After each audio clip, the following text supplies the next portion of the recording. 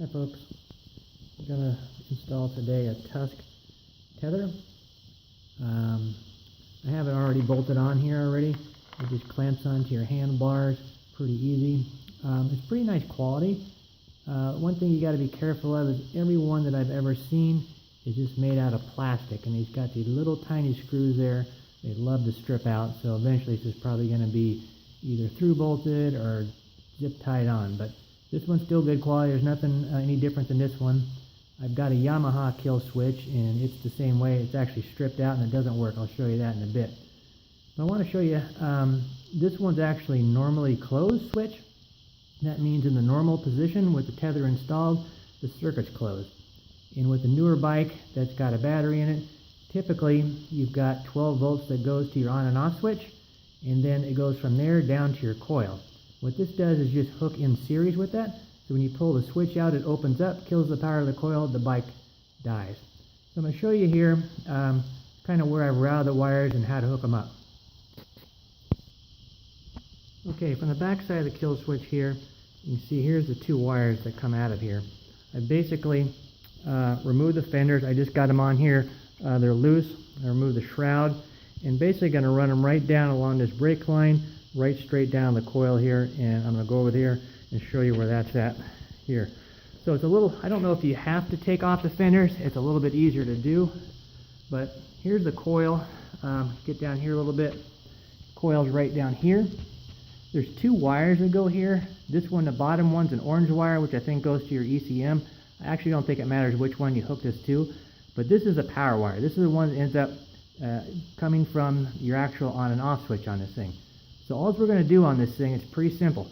We're just going to go up here and unplug this one, and then on my kill switch, if you look here, I put a spade on one. I'm going to plug it into that wire, and then on this one right here, I've got another female connector. I'm just going to plug it on here. What that does, and why I think I chose this method here, is it's very easy. If something was to happen with the switch and it breaks, branch hits it, something where it doesn't work, it's very simple. All you got to do is just unplug this one out of your circuit here, out of the stock factory, and just push it back on there. Now the switch bypassed your back in, and there's no problem. So I'm going to go ahead quickly here and hook this up, and then we'll give it a test shot. Okay, so I've got it hooked up. It's just temporary right now. I'm going to run some of this flexible lube tubing up here. I'm going to put some of this in here and route it up and tie it real nice here, but it's kind of difficult to do and hold the phone at the same time. But anyway, I've got it hooked up. It's really that simple. So let's just kind of go up here and we'll test it out. So got my on switch on. Kind of here, let me see if I can get the light on this thing. Sorry for it's dark. I'm in my garage. It's like 10 degrees out. Turn this thing on. Start it up. Simply just pull this out. That's it. Nice and easy. So that's the Tusk Kill Switch. I'm going to go ahead and route this thing up. If you haven't taken off your fenders before, they can be a little tricky. There's some pitfalls. So if this is something new to you, keep watching the video here, and I'll kind of show you how to do it in reverse. But other than that, that's the Tusk Kill Switch. Just be very careful when you route your wires that they don't catch on anything, and you know, they're not rubbing and that type of thing. Hope that helps. Okay folks, finish up here. I'm going to install this back together here. I want to kind of show you how to take this apart and get off your rear fenders, because the first time I did it, it seems very easy, but I've never done it before, and there's a few pitfalls on it. So really easy. I've got it apart, just sitting here together.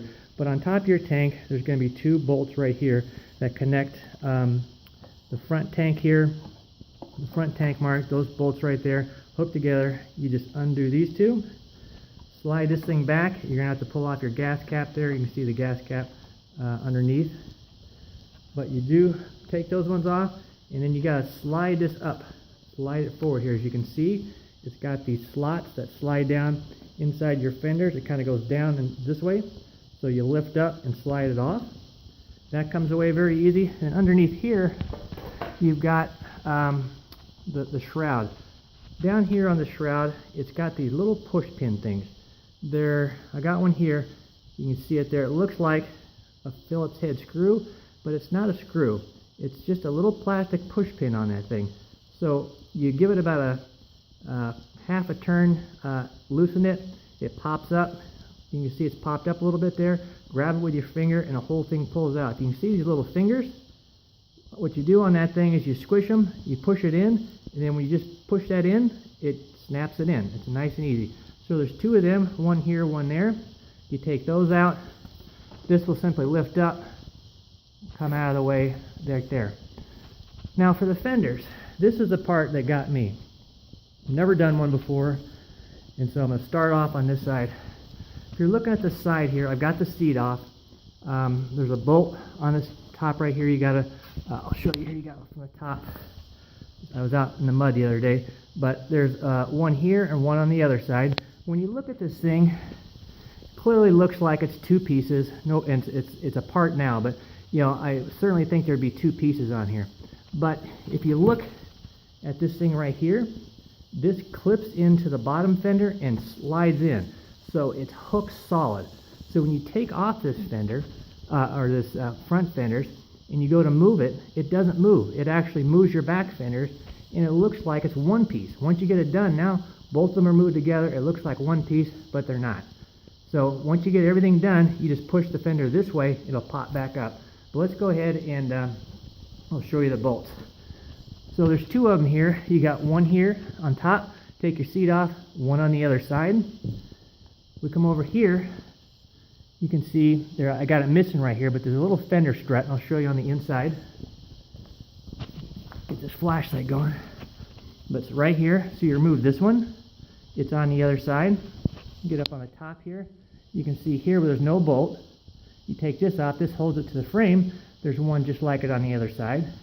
Then you come around here on the front, and there's one right here, and it's on the other side. Or that's the only one. It's on the very front. You pull that off. Now they're loose. Up on the top here, this is difficult.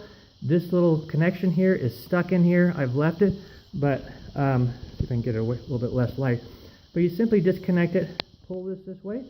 That comes off, and underneath there, well, I don't have it right here. I just got it sitting there. There's a rubber hose. Just pull the rubber hose off, take this off. Your fenders come right off, nice and easy. So that's how you get that off. It's really simple. This Tusk Kill Switch here, you could, since it needs to go in with the on and off switch, you could technically come over here to the on and off switch side and just cut right into the wire. You could install it here, cut in right there, and you'd be good to go. I just didn't want to do that.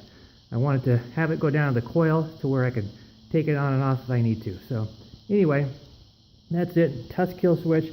Highly recommend it. It does work on a 2018, unlike a lot of them. So again, very inexpensive switch. It's a good quality switch, and it works. And also, whether you plan on racing or you don't, absolutely put a kill switch on it. I was riding last week, got bucked off that thing. The front tire hit something, threw me off. The bike went about 15 feet up a hill, hooked to right, off a cliff, and landed on top of a bush. Didn't damage anything, but took 4 of us to get it off. So definitely want a kill switch. That's it. Thank you.